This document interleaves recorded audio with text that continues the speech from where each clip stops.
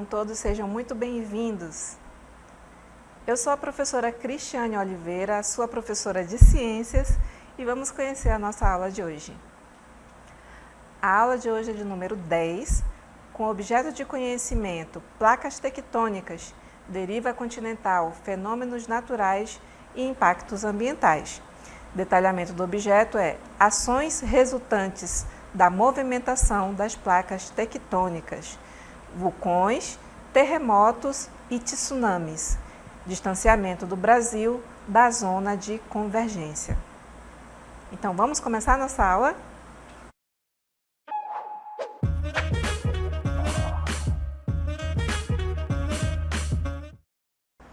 Então, estamos aqui nesse ambiente um tanto quanto inóspito, muito quente aqui, viu? E tem uma atividade acontecendo bem aqui atrás de mim, né? Bem aqui que eu digo, tem uma escala um pouquinho distante, senão eu estaria toda queimada aqui nesse calor. Mas o que esse cenário aqui está remontando? Justamente alguns conceitos relacionados ao movimento das placas tectônicas e as suas consequências. Isso mesmo, é o que nós vamos ver agora. Então, as placas tectônicas em movimento é uma verdadeira aventura épica no interior da Terra. Por que será que é uma verdadeira aventura? Porque ela acaba trazendo alguns fenômenos que ora nos assustam e ora nos intrigam, tá bom? Vamos entender um pouquinho mais ao longo da nossa aula. Imaginem só, eu trago para vocês mais uma vez essa analogia, a Terra como um enorme quebra-cabeça gigante, com peças encaixadas que se mexem sem parar. Isso mesmo. Essas peças são as placas tectônicas que flutuam sobre o manto terrestre. Bem, como se estivessem em um mar de magma quente. E quando elas se chocam, se afastam ou se raspam umas nas outras, acontecem coisas bem incríveis, como vulcões em erupção, terremotos que fazem a Terra tremer e tsunamis que geram ondas gigantes no mar. Então, é isso que a gente vai conhecer hoje, esses fenômenos, para tentar entender um pouquinho e qual a importância do estudo desses fenômenos para o meio ambiente e para a humanidade. Trago para vocês aí, nesse primeiro momento, um VT com uma breve viagem a um desses ambientes. Vamos começar?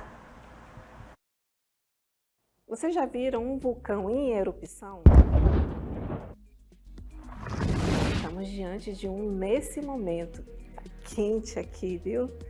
Mas é um verdadeiro espetáculo da natureza, onde as placas tectônicas em movimento causam uma rachadura ao se colidirem e esse magma vai escorrer formando um rio, um verdadeiro rio de lava incandescente.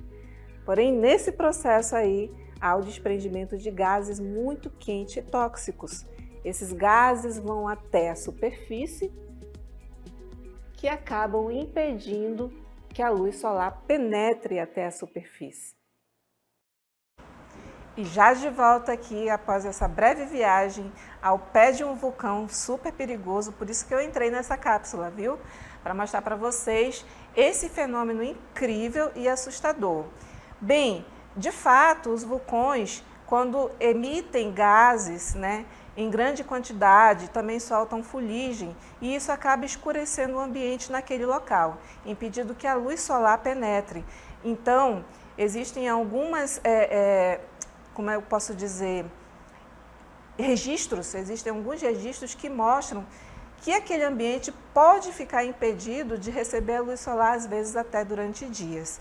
Mas também tem um outro fenômeno que ocorre em consequência do movimento das placas. Vamos conhecer esse próximo fenômeno. Quando as placas tectônicas se chocam ou raspam, elas acabam aderindo uma à outra, armazenando muita energia.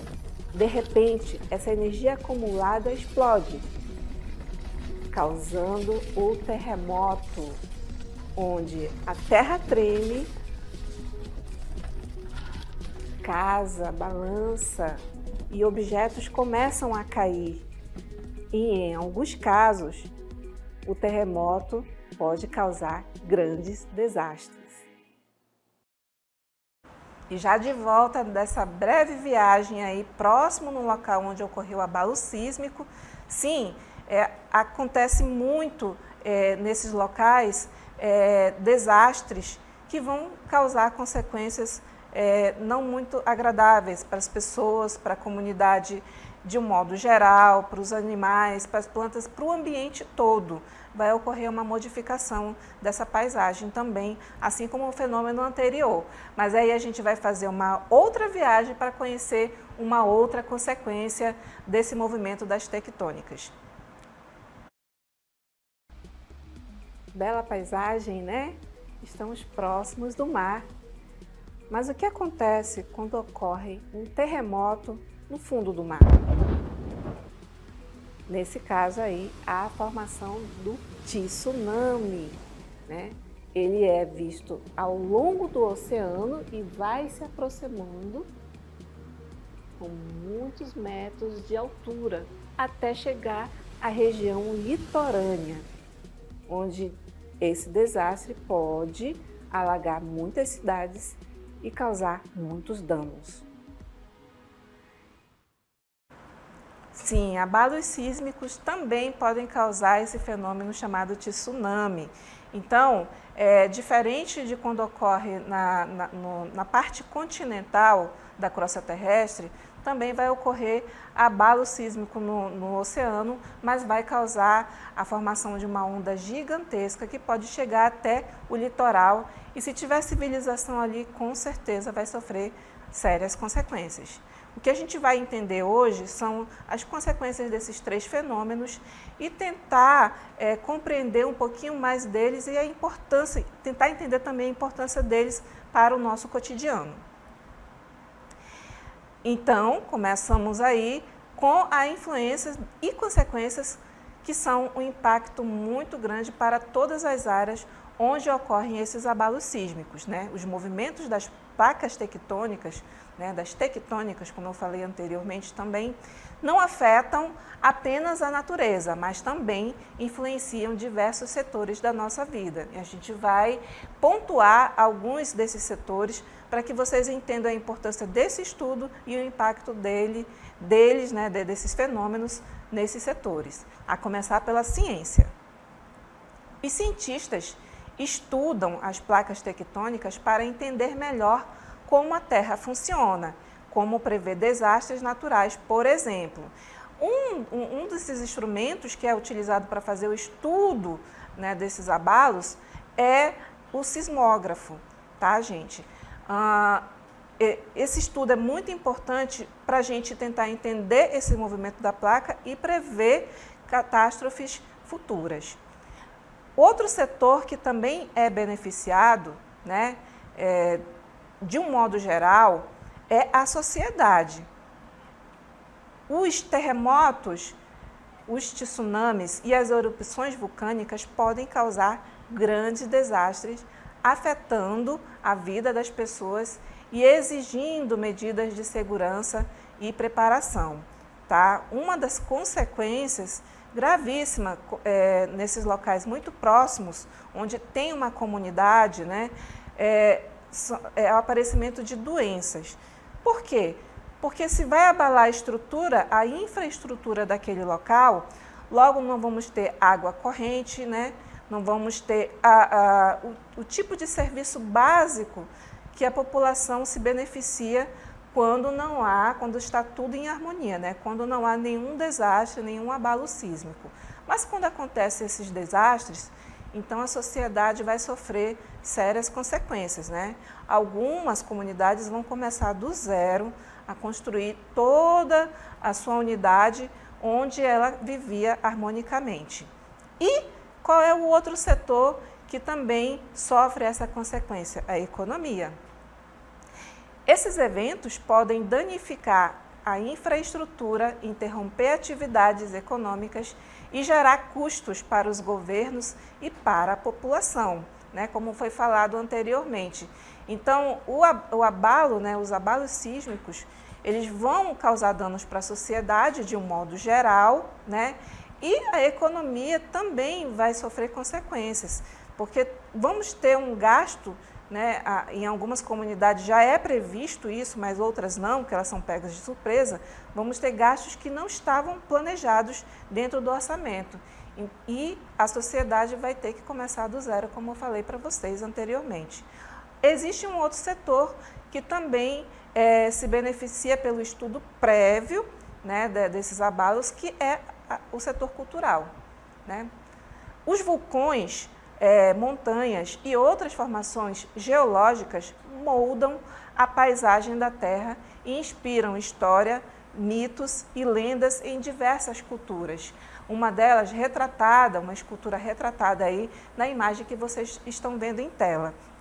Então, em algum momento, esses abalos eles vão ficar no registro e os antropólogos conseguem observar esses registros em locais, em campos de estudos, onde eles visualizam vestígios do homem naquele local. E assim é possível ele determinar que naquele momento, fazendo o estudo prévio, isso momento de tempos atrás, né, ele consegue descrever que ocorreu um determinado abalo sísmico. Tá? O Brasil, o que acontece com ele em relação a esses fenômenos, né? Ele é um país verdadeiramente entre gigantes em movimentos, né? Pela placa da América Latina e a placa de Nazca. Ele fica basicamente muito próximo da confluência de duas placas, onde, quando ocorre a convergência dessas placas, há a formação da Cordilheira dos Andes, que fica vizinha aqui ao nosso país. Então, o Brasil, localizado no coração da América do Sul, possui uma localização geográfica única. Está situado próximo ao encontro de placas tectônicas, né? Como eu falei para vocês, a placa sul-americana que se choca com a placa de Nazca. Essa colisão colossal, que se iniciou há milhões de anos, né, moldou o relevo brasileiro, influenciou a formação de recursos naturais e até mesmo contribuiu para a diversidade da vida no país, né? Uma das influências na formação do relevo é a própria bacia amazônica. Então, convido a vocês para a gente entender um segundo momento aqui da nossa aula, né, desse estudo épico do movimento das placas tectônicas e as consequências. Agora, vamos entender um pouquinho, né, desse histórico relacionado ao nosso país, o Brasil, né? Imagine, mais uma vez, fazendo analogia, esse enorme quebra-cabeça gigante, né, com peças gigantes se movendo lentamente, que são as placas tectônicas, né? Elas são essas peças. E a colisão entre a placa sul-americana e a placa de Nazca foi como se duas peças gigantes se chocassem de frente. Tá? A placa de Nazca ela vai empurrar para cima a placa sul-americana, formando a Cordilheira dos Andes. Essa colisão colossal elevou a Cordilheira dos Andes, viu? A força da colisão ergueu montanhas majestosas, como os Andes, que se estendem por vários países da América do Sul. No Brasil, essa elevação deu origem à Cordilheira dos Andes e à Serra do Mar, que podem ser vistas em diversos estados brasileiros. Vale lembrar aqui a nossa imagem didática mostrando a colisão dessas duas placas, né, onde a placa de Nazca empurra, né, a placa de Nazca vem aqui por baixo e empurra para cima a placa sul-americana, formando a Cordilheira dos Andes. Só para mostrar para vocês aí esse encontro, né, nessa região limítrofe entre as duas placas, se chama convergente, né, limite convergente. Essa colisão também criou vulcões. A força da colisão criou vulcões. A fricção entre as placas gerou calor e magma que subiram à superfície terrestre e formaram os vulcões. No Brasil, os vulcões de Três Marias, em Minas Gerais, é o exemplo de vulcão extinto, que se formou devido à colisão das placas. É muito importante vocês entenderem que esses eventos aconteceram há milhares de anos, tá bom? Não fiquem apreensivos com relação a essa paisagem que não vai mudar, né? Ela já está em estado de estabilidade. Esses tipos de abalos, eles não acontecem mais hoje em dia. Nesse caso aí, que se formou devido à colisão das placas. A colisão colossal que ocorreu há milhares de anos também formou fossas oceânicas. A colisão também pressionou as placas para baixo, criando fossas oceânicas muito profundas, como as fossas marianas, no Oceano Pacífico. Já no Brasil, a fossa de Cascavel, no litoral sul do nosso país, é um exemplo de fossa oceânica formada pela colisão dessas duas placas. Também, essa colisão colossal gerou terremotos, né? O movimento das placas tectônicas pode gerar terremotos, sim, que são tremores de terras causados pela liberação de energia, né? Como nós vimos anteriormente. Mas no Brasil, os terremotos são geralmente menos frequentes e também intensos, menos intensos do que em outras regiões do mundo, mas ainda podem acontecer, principalmente em áreas próximas à Cordilheira dos Andes. Essa colisão também influenciou a formação de recursos naturais, né? A colisão das placas tectônicas contribuiu para a formação de diversos recursos naturais importantes no Brasil, como os minérios, ao revolver o solo através desses fenômenos, o petróleo e o gás natural. Então, toda essa movimentação fez com que o país ficasse rico em diversidade, né? Houve aí uma consequência ao longo dos anos positiva, porque acarretou nessa grande diversidade de minérios, que hoje o país ganha destaque por conta disso, né? E também influenciou na formação do relevo, que posteriormente influenciou na formação das nossas florestas, que são tão conhecidas no mundo inteiro. A localização do Brasil, próximo ao encontro das placas tectônicas, também influenciou na formação de diferentes biomas e a diversidade da vida no país. A Cordilheira dos Andes, por exemplo, criou barreiras geográficas que isolam diferentes regiões, permitindo o desenvolvimento de espécies únicas, né, de plantas e animais. Tudo interessante até aqui, né, para vocês entenderem o que aconteceu como consequência do movimento das placas tectônicas há milhões de anos.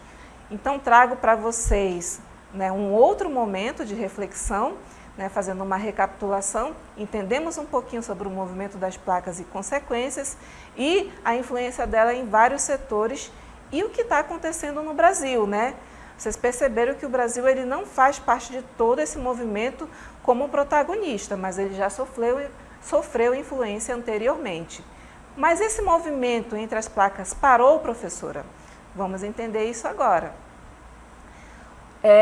As placas tectônicas continuam em movimento e o Brasil ainda sente os efeitos dessa colisão. É importante estarmos preparados para os riscos naturais que podem ser causados por esse movimento, como os terremotos e tsunamis. Ao mesmo tempo, podemos aproveitar os benefícios que a localização do Brasil nos proporciona, como a riqueza de recursos naturais e a diversidade da vida. O que eu quero trazer como reflexão? Há muito tempo o Brasil ele passou por esse movimento, né? Ele já sofreu todo esse movimento e agora ele está num momento de maior estabilidade em relação a esses fenômenos. Mas os estudos existem justamente para que a gente possa se preparar caso acometa um movimento muito maior da cordilheira, dessas placas que são as mais próximas do Brasil, e acarrete em consequências desastrosas. Bem, vulcões, terremotos e tsunamis no Brasil aconteceram, como eu falei para vocês, há milhares de anos. Então, eu trago para vocês aqui um contexto histórico para tentar entender o que aconteceu nesses momentos, né? O Brasil, apesar de não ter vulcões ativos na superfície, possui uma história geológica marcada por erupções vulcânicas, terremotos e até mesmo tsunamis. Então, embarque comigo em uma viagem no tempo para conhecer alguns dos eventos mais marcantes dessa história. Vamos traçando uma linha de tempo imaginária ao longo de cada momento que eu vou explicando aqui em níveis de eras geológicas. Vamos começar aí. Na era pré-cambriana, há mais de 541 milhões de anos, né, ocorreu aí a formação de vulcões em chamas, né, vulcões fumegantes, onde o Brasil, com a formação de diversos supervulcões que moldaram o cráton amazônico e outras regiões do país. Olha só que coisa impressionante, mas isso foi há milhares de anos, como vocês estão vendo aí. E passando adiante aí na nossa linha do tempo, nós temos aí o período Paleozoico, né? Entre 541 milhões e 252 milhões de anos atrás. Ocorreu sim a formação de mais vulcões. A atividade vulcânica continuou em diversas regiões, como no Paraná e no Rio Grande do Sul, né? O que equivalem a essas regiões hoje, com a formação de rochas vulcânicas que podem ser vistas até hoje. Para darmos continuidade nessa linha do tempo, trago um outro movimento, né, no período Mesozoico, entre 252 milhões de anos e 66 milhões de anos atrás. Lembrando que o período, as eras geológicas, elas vão decrescendo em número, tá, gente? Os terremotos e falhas ocorreram, sim, nesse período. A colisão entre as placas tectônicas intensificou os terremotos e a formação de falhas geológicas, principalmente na região do sistema de Rift sul-americano. Olha só que interessante, à medida que vai decrescendo aí o estudo da era, a gente vai entendendo o que aconteceu com o nosso país há milhares de anos. No período Cenozoico, que ocorreu entre 66 milhões de anos até a época atual, aí ocorreu um momento de estabilidade. Os vulcões ficaram adormecidos. A atividade vulcânica diminuiu consideravelmente, mas alguns vulcões ainda entraram em erupção, como no vulcão de Três Marias, que está na região de Minas Gerais há cerca de 60 milhões de anos. Ok, gente? Olha só que coisa interessante. E nesse contexto, em relação ao Brasil e ao mundo, né, eu trouxe duas curiosidades para vocês entenderem um pouquinho, né? Ocorrem ainda tremores frequentes, que são os abalos sísmicos de magnitude moderada que continuam a ocorrer em diversas regiões no Brasil, principalmente nas áreas costeiras e na região central do país. E por falar em abalos sísmicos, né, existe uma escala que é chamada de escala de Richter, que é uma ferramenta fundamental para medir essa magnitude, né, dos terremotos. Ela vai nos ajudar a entender a intensidade de um tremor de terra, permitindo comparar eventos sísmicos em diferentes regiões do mundo. E por falar em mundo, nós temos aí uma outra curiosidade, que é o tsunami devastador, né? Eu tracei aqui como devastador, porque ele teve um impacto muito grande na nossa história e cultura. Ele aconteceu em 1755, né? Um tsunami de magnitude 8,5 na escala Richter, lembrando que essa escala vai até 9, então ele foi poderoso, né? Na costa de Lisboa. Olha só onde ele aconteceu, bem longe de nós, e foi sentido no Brasil, sim, né? Gerou um tsunami que atingiu o Brasil, causando destruição e mortes em cidades como Belém e São Luís do Maranhão. Então, percebam aí que foram eventos importantíssimos dentro da nossa história, trazendo um pouquinho desse contexto cultural sobre a importância do estudo dos abalos sísmicos, tá? Então, existem eventos mais recentes? Sim, e eu trago eles como curiosidade para vocês, pontuei alguns. O primeiro, em 2010, né, que é um terremoto de magnitude 5,1, ele atingiu a região de Caruaru, em Pernambuco, causando danos materiais e alguns feridos. Em 2012, um tremor de terra de magnitude 4,2 foi registrado em Brasília, sem causar danos graves. E, em 2014, um tsunami de pequena magnitude atingiu a costa do Amapá após um terremoto no Oceano Atlântico. Então, até aqui fazemos uma recapitulação de todos os eventos e todos os fenômenos que acontecem a partir do movimento das placas tectônicas, né? Ou tectônicas, como eu falei anteriormente. É importante a gente entender todos os setores que vão se beneficiar com o estudo a partir das informações e dados medidos por essa escala, né, de magnitude, que foi criada a partir de um colaborador chamado Richter, tá bom? Ele teve um outro parceiro, mas aí a escala ganhou o nome dele. Para que vocês entendam mais uma vez, essa escala vai até 9, sendo que não existe, de fato, uma intensidade com esse registro máximo, tá? Mas existiu aquele tsunami fortíssimo que foi mostrado anteriormente para vocês, lá na Europa, que foi sentido no Brasil, né? Em 1755. Então, quando nós trazemos aqui o conteúdo relacionado a esses fenômenos dentro da ciência, é para que vocês entendam que as ciências da natureza, junto com as outras ciências afins, vão trazer essas informações para ajudar todos nós, né? Quando eu falo em comunidade, eu falo de toda a humanidade, independente da localização onde ela esteja, principalmente onde ocorre o movimento mais forte no encontro, né, na convergência, na divergência, ou quando as placas simplesmente passam raspando, né? Então, entendam a importância do estudo desses movimentos, as consequências dele, né, ao longo do tempo, tanto em eras geológicas, como em escala mais recente de tempo, para que a gente possa fazer uma projeção do futuro, tentar entender e prevenir-se, né, desses fenômenos. Infelizmente, a gente pode só prever quando eles acontecem e se preparar, né, com medidas provisórias ou medidas a longo prazo para tentar passar por todo esse caos que ocorre após o desastre.